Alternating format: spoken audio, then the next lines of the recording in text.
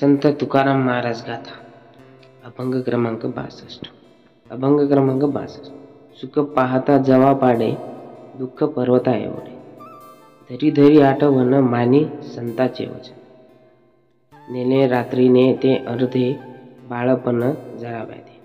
तुका म्हणे पुढा, घाना जुती जशी मुठा. संत तुकाराम महाराज हे अभंग संसाराच्या क्षणिक सुख दुःखाचा खरा अर्थ स्पष्ट करतो.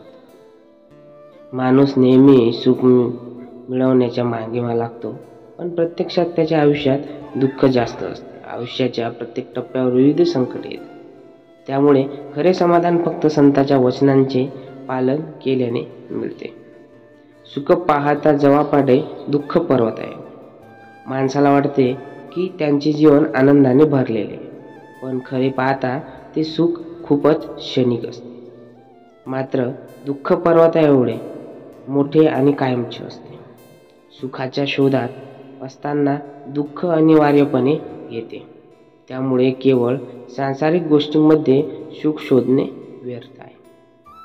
धरी धरी आठवण मानी संताचे वचन. संत तुकाराम सांगतात की खऱ्या सुखासाठी भगवंताची आठवण ठेवावी आणि संतांचे विचार स्वीकारावे. संतांचे वचन सत्य आणि जीवदायी असते. त्यामुळे त्या मार्गावर चालल्यानेच खरे सुख मिळते. नेले रात्रीने ते अर्धे, बाळपण जरा व्याधे. माणसाचे संपूर्ण जीवन दुःखाने वेढलेले असते. रात्र गेल्यावर अर्धा दिवस उरतो.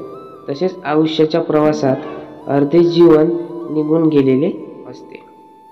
बाळपण निष्पाप असते, पण त्यानंतर आयुष्य दुःख, आजार आणि वृद्धापकाळाने व्यापले जाते. तुका म्हणे पुढा, घाना जुती जशी मुठा.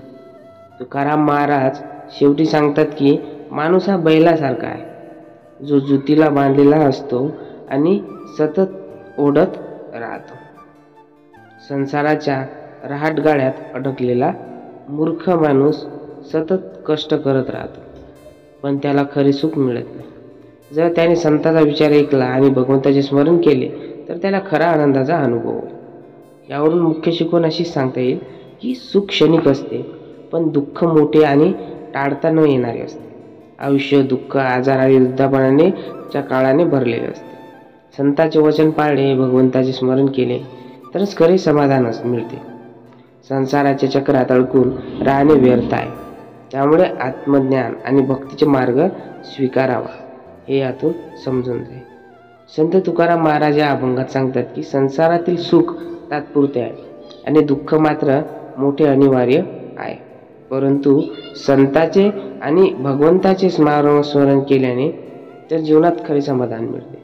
त्यामुळे सांसारिक मोहांमध्ये अडकण्यापेक्षा संतांचा मार्ग अनुसरावा आणि मुक्तीच्या दिशेने जावे, हे खूप महत्त्वाचे आहे.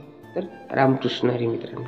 जर मित्रांनो व्हिडिओ आवडला असेल तर कमेंट्समध्ये नक्की आम्हाला कसा वाटला ते नक्की सांगा आणि चॅनलला नक्की सबस्क्राईब करा. धन्यवाद.